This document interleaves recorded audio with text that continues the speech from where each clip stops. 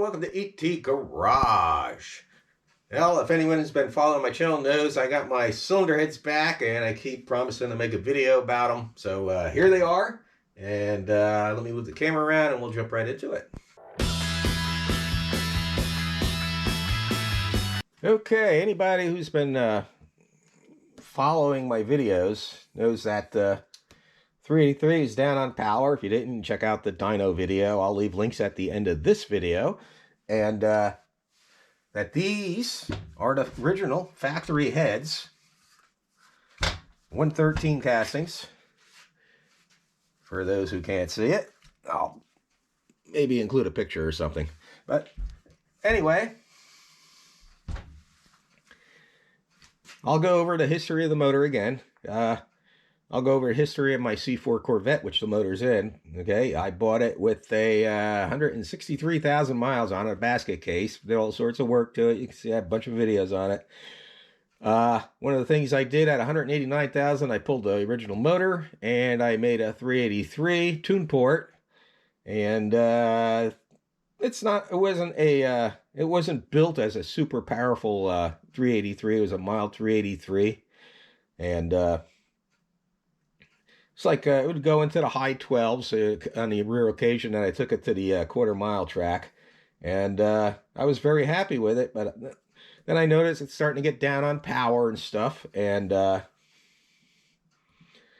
decided put it on the dyno. I never had it on a dyno before, but I figured I put it on the dyno, let's just see what kind of power numbers it put out, and then I'd refresh the motor and see what I gained back. Of course, I never did a dyno pull before when the motor was fresh. I don't know what I'm going to be gaining back, but this should be more powerful than it was originally, because I did do a little more porting to these heads. And anyone who's not familiar with these heads, like I said, they're 113 castings. These came on, I think it was 89 through 91. They came with the D-port heads. I'll spin this around. What I refer to as D-port heads because they have D-ports. It's the first time they used the D-style shaped exhaust ports that Chevy ever used on a production vehicle. These heads also came on the crate motor, the ZZ4 crate motor, the original ZZ4 crate motor. I think the new version of ZZ4 or ZZ5, whatever they call it now, has the fast burn heads, which are also D-port, but they're more Vortex style, and they have a better combustion chamber. And they're also very expensive. But anyway, these heads are aluminum. They have the D-ports. The factory intakes from the factory are 165 on the intakes. And that's what the factory is. Now, when I made this 383, I did port these, and I did change the shape of the combustion chamber.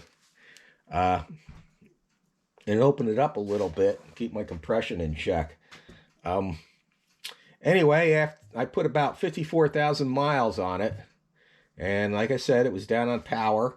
And the rings, if you didn't see the video and the engine damage I had, like I said, I'll leave links at the end of this video, but I'll just leave a list of the whole playlist. But like the valve stems on the intake were severely worn. The exhaust valve stems weren't worn hardly at all, just the guides. So anyway, and of course the piston rings were severely worn and a couple of them broken. So the block, I'm still waiting for it to come back from the machine shop.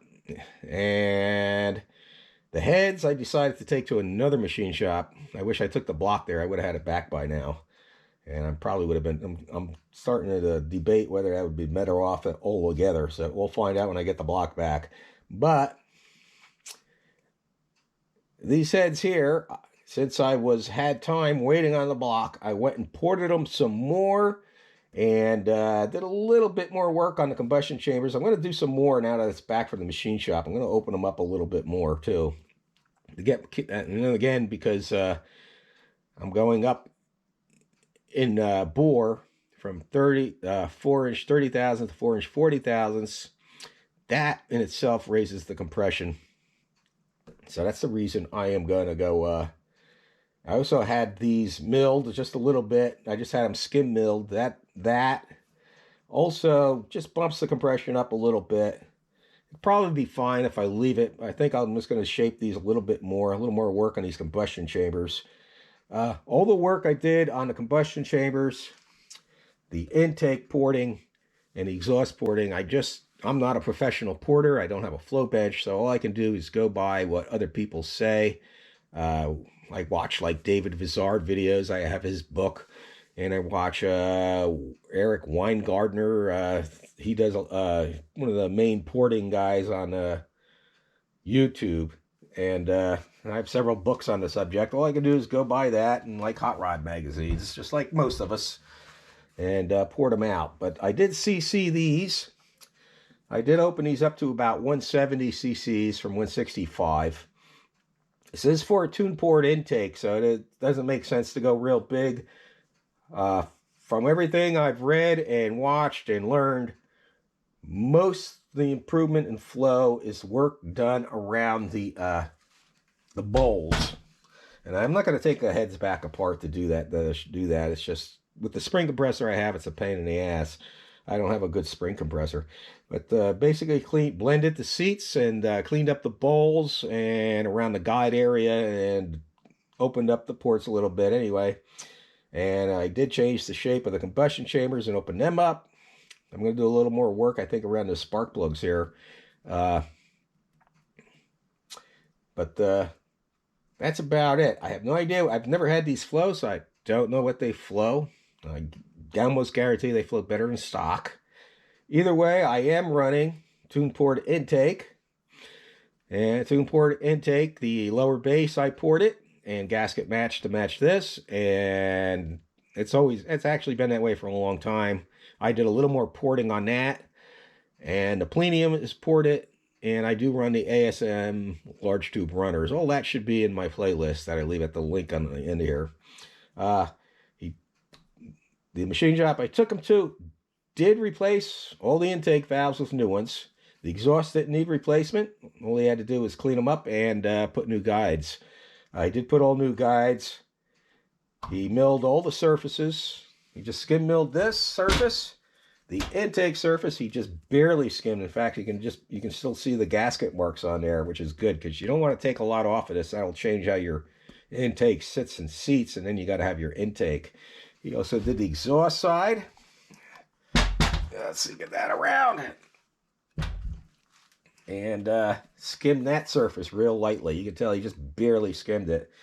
He also chased the, looks like he chased the spark plug threads, which is good. He did put all new, like I said, guide liners in and seals. He was able to reuse the springs that I had. These springs are aftermarket. They are designed to work with the camshaft I have, which is 480 lift, and I believe it's, I don't know, it's like 219 duration or something like that. I'll try and leave the specs up here. It's just a small cam, roller hydraulic, and that's about it, really. That's about it. Like I said, I went over in another video about these heads. And the heads do come with these guide plates. These guide plates come from the factory. They are imitation guide plates. Do never use these with... you have to use these guide plates with self-guiding rockers. If you stick a push rod in here...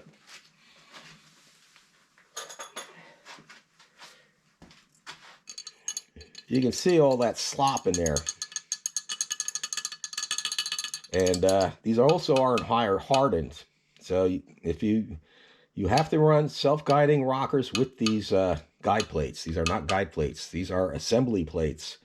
For when they assemble them at the factory, they just drop the push rods in. Of course, they go all the way down to the lifter. And it's just to help during the assembly process. I could, if I wanted to take these off completely, I'd have to get longer, either put wash spacers underneath the rocker arm studs or get longer ones. But another thing, if you use self-guiding rockers, make sure the they clear these keepers. Hold on a second, I'll get a rocker and I'll demonstrate. Okay, as you can see, the rocker sits like that. And this ain't the exact position, but there's two, they look like washers. They're not, though. They're machined right into that roller. And they keep the rocker from going side to side like that. Now, if you have non-guided rockers, you will need hardened guide plates and hardened push rods. So just keep that in mind. If you're using these guide plates from the factory, like I said, they're not guide plates, they're assembly plates. And you will need self-guiding rockers. These lips right there cannot contact those keepers. If it does, it will compress them and cause them to pop out.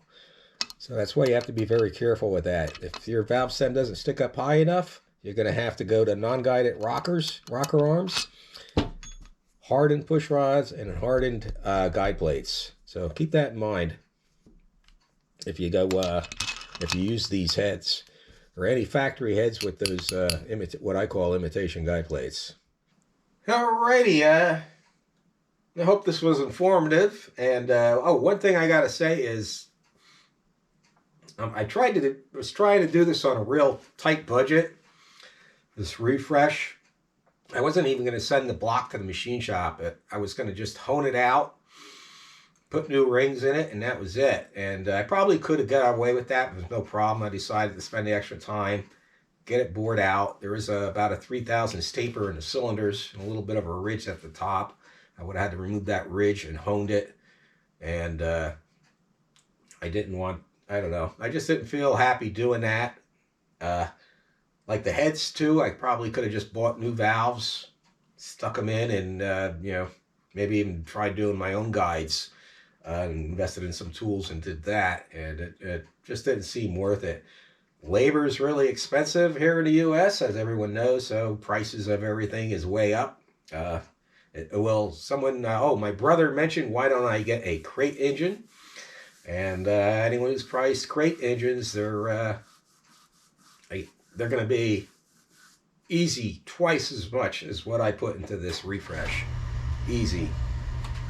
There are some things I probably don't need that I'm going to get. I am going to upgrade the factory windage tray and do a better one that's full length of the oil pan. I could probably have fabbed up my own, but I decided to get one from Canton or through Summit. I did go for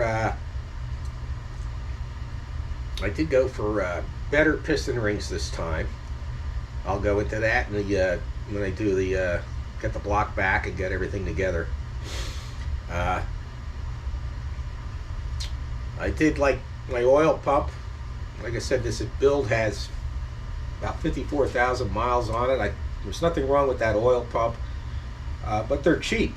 Small block Chevy replacement oil pump from Melling is like less than $43 right now at this time of this video. So it's just stupid not to replace it. Same like the motor mounts. My motor mounts, you can see they're starting to compress. I could have got away with using them. They're like less than 18 bucks each. So why cheap out? You know, it just doesn't make sense to do that. I could have probably got by using the same timing chain, but I decided I'd pop for a new one of them. Yeah, like I said, anyway, when I do the final engine assembly, hopefully I'll get that back next week, and you'll see a video on that soon, I hope, because I'm sure there's people who watch my channel saw the dyno, bad day on the dyno video, and the engine damage video and all that stuff, are probably wondering what's going to happen. And I will get this back on the dyno. So if you made it this far to the video, I appreciate it. Everyone knows the routines. Subscribe, like, share, all that stuff. And thanks for watching if you made it this far. And hopefully next time you see me, I'll have the block back, I hope. If not, I'll have another video out between now and then. So everybody have a great day, and God bless.